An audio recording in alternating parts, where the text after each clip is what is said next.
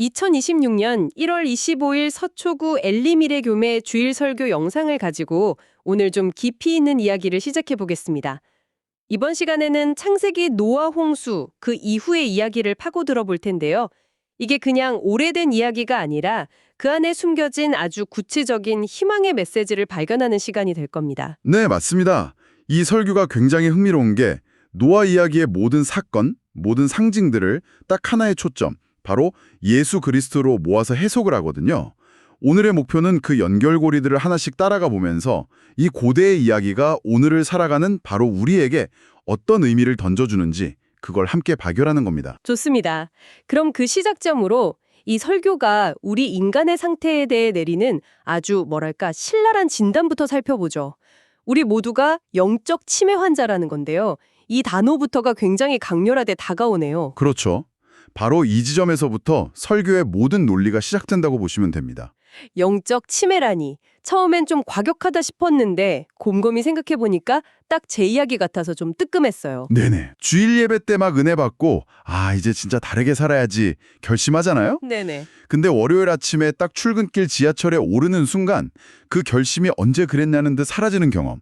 아마 많은 분들이 공감하실 것 같아요. 바로 그겁니다. 설교는 바로 그 지점을 정확히 파고들어요. 하나님의 그 약속과 은혜를 기억하고 지켜낼 능력이 우리 스스로에게는 없다는 거죠. 이게 바로 인간이 느끼는 근본적인 수치라고 설교는 말하고요. 이렇게 나는 어차피 약속을 잊어버리고 실패할 수밖에 없는 존재다라는 전제를 딱 인정하고 나면 그 다음에 오는 하나님의 해결책이 왜 그렇게 파격적인지 비로소 이해가 되는 거죠. 아, 문제 진단이 명확해야 해답의 가치를 알 수 있다. 이런 말씀이시군요. 자, 그럼 그 해답으로 한번 가보죠. 홍수가 끝나고 노아가 방주에서 나와서 가장 먼저 한 행동, 바로 제단을 쌓고 예배를 드리는 거였죠. 네. 그리고 이 설교는 이 예배가 이전 시대의 제사랑은 질적으로 완전히 다른 일종의 예배의 회복이라고 강조를 합니다. 과거 가인의 제사처럼 뭐랄까 뭔가를 얻어내려고 복을 받으려고 하는 그런 거래나 수단이 아니었다는 거예요. 아, 오직 그 구원의 은혜에 감사하면서 앞으로 오실 구원자, 그러니까 메시아를 기다리는 순수한 신앙 고백, 그게 회복되는 상징적인 순간이라는 해석입니다. 그 순수한 예배에 대한 하나님의 응답이 바로 그 유명한 무지개 언약이군요. 맞습니다. 그런데 여기서 설교가 우리가 아는 상식을 그냥 완전히 뒤집어 버려요. 어떤 점에서요? 보통 우리는 무지개를 보면서 하나님이 다시는 물로 심판 안 하신다는 약속을 내가 기억해야지 이렇게 생각하잖아요. 네, 그렇죠. 당연히 그렇게 생각하죠. 근데 설교의 관점은 정반대입니다.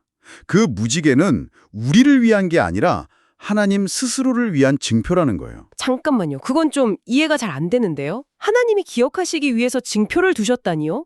마치 전능하신 분이 깜빡 잊어버릴 수 있다는 것처럼 들리잖아요. 아주 날카로운 지적이세요. 그리고 그 질문에 대한 답에 이 설교의 핵심이 담겨 있습니다. 물론 하나님이 뭔가를 문자 그대로 잊어버린다 이런 뜻은 아니겠죠. 인간의 언어로 하나님의 깊은 의지를 표현한 거고요. 중요한 건 언약을 지켜야 하는 책임의 무게중심을 기억해야만 하는 우리 인간에게서 결코 잊지 않으시는 하나님 자신에게로 완전히 옮겨오는 선포라는 점입니다. 약속의 주체를 아예 바꿔버리는 선언이군요. 그렇습니다. 그리고 그 의미는 무지개라는 단어의 원어를 보면 훨씬 더 충격적으로 다가옵니다.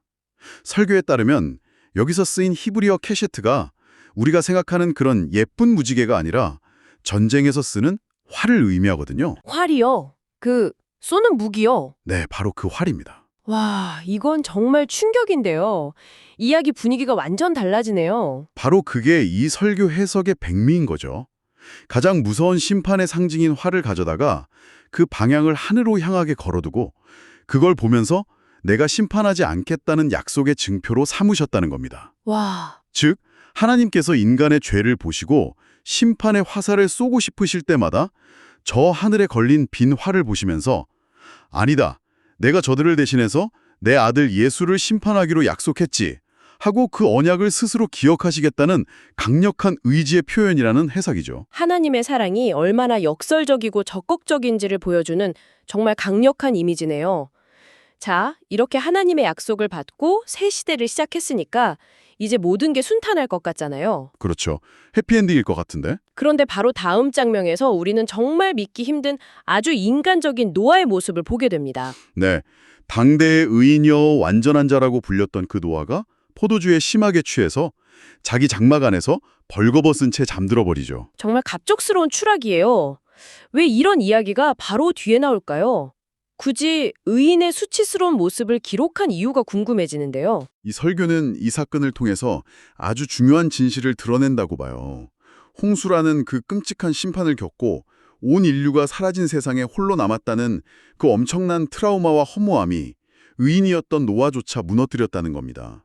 이건 어떤 인간도 심지어 당대 최고의 의인조차도 자기 힘으로는 온전할 수 없다는 걸 그냥 가감없이 보여주는 장치인 거죠. 아, 그리고 바로 이것이 왜 우리에게 노아 같은 불완전한 의인이 아니라 완전한 구원자 예수 그리스도가 필요한지를 역설적으로 증명하는 결정적인 장면이라고 설명을 합니다. 그 사건이 아들들의 각기 다른 반응을 통해 더 깊은 의미를 갖게 되죠. 네, 그렇죠. 아들 함은 아버지의 그 벌거벗은 수치를 보고 밖으로 나가서 다른 형제들한테 막 떠벌리잖아요. 네, 하지만 다른 두 아들 셈과 야벳은 전혀 다르게 행동하죠. 옷을 가져다가 어깨에 메고 뒷걸음질로 들어가서 보지 않고 조용히 덮어주었죠. 바로 그 장면입니다. 설교는 이걸 두 가지 삶의 방식을 보여주는 한 폭의 그림으로 해석해요. 다른 사람의 허물과 수치를 들추고 조롱하면서 자기 의를 드러내는 세상의 방식, 이게 함이고요. 그 모든 부끄러움을 말없이 자기의 의로 덮어주고 감싸주는 예수님의 사랑, 이게 셈과 야벳의 행동이라는 거죠. 아, 그러니까 이 이야기의 목적이 함은 나쁜 놈, 셈과 야벳은 착한 아들, 이런 도덕적 교훈이 아니라는 거군요. 정확합니다. 함을 정죄하는 게 핵심이 아니에요. 오히려 셈과 야벳의 행동을 통해 장차 오셔서 우리의 모든 죄와 부끄러움을 자기 희생으로 가려주실 예수님의 사역을 미리 보여주는 일종의 예고편이라는 겁니다. 예고편이요? 네, 신학적인 용어로는 이걸 예표라고 하죠. 구약의 어떤 인물이나 사건이 신약의 예수님을 미리 가리키는 그림자 역할을 한다는 개념입니다. 정말 놀랍네요.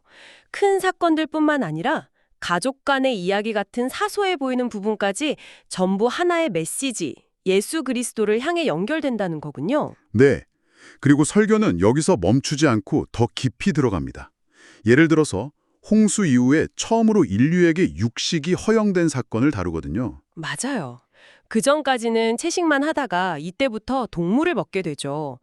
근데 이 식생활의 변화가 어떻게 예수님하고 연결이 될 수 있는 거죠? 조금은 비약처럼 들리기도 하는데요. 좋은 질문입니다.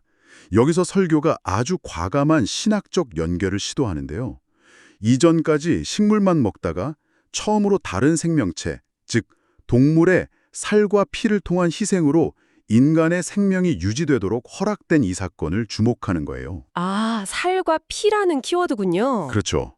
그리고 이걸 훗날 예수님께서 자신의 살과 피를 상징하는 떡과 포도주로 우리에게 영원한 생명을 주실 성찬의 가장 원초적인 형태로 해석을 하는 거죠. 육체적 생명을 위한 동물의 희생이 영적 생명을 위한 그리스도의 궁극적인 희생으로 이어진다는 거대한 그림의 첫 번째 조각이라는 겁니다. 와, 그렇게 들으니까 단순한 식단 변화가 아니라 구원 역사의 굉장히 중요한 전환점으로 보이네요. 마지막으로 노아가 술에서 깬 뒤에 아들들에게 선포한 저주와 축복도 중요한 의미를 갖는다고요? 그렇습니다. 이 부분도 자세히 들여다보면 아주 흥미로운 지점들이 많습니다. 근데 한 가지 의문이 드는 게 왜 잘못은 함이 했는데 저주는 그의 아들인 가나안이 받는 걸까요? 이 부분은 많은 분들이 성경 읽으면서 좀 혼란스러워하는 지점이잖아요. 아주 중요한 질문입니다. 설교는 이걸 함이라는 개인에 대한 사적인 복수로 보지 않아요. 오히려 앞으로 펼쳐질 인류 역사의 두 가지 큰 흐름을 상징적으로 보여주는 예언적 장치로 봅니다. 예언적 장치요? 네. 그러니까 가나안이라는 이름은 훗날 이스라엘 백성이 싸워나가야 할 세상의 죄악된 가치관, 문화를 대표하는 상징적인 이름이 되는 거고요. 초점은 저주 그 자체가 아니라 그 저주와 선명하게 대비되는 셈을 통한 축복에 맞춰져 있다는 거죠. 아, 셈을 통한 축복. 네. 노아가 셈의 하나님 여호와를 찬송하리로다라고 선포하거든요. 하나님께서 셈의 하나님이 되실 거라고 명확히 말하죠.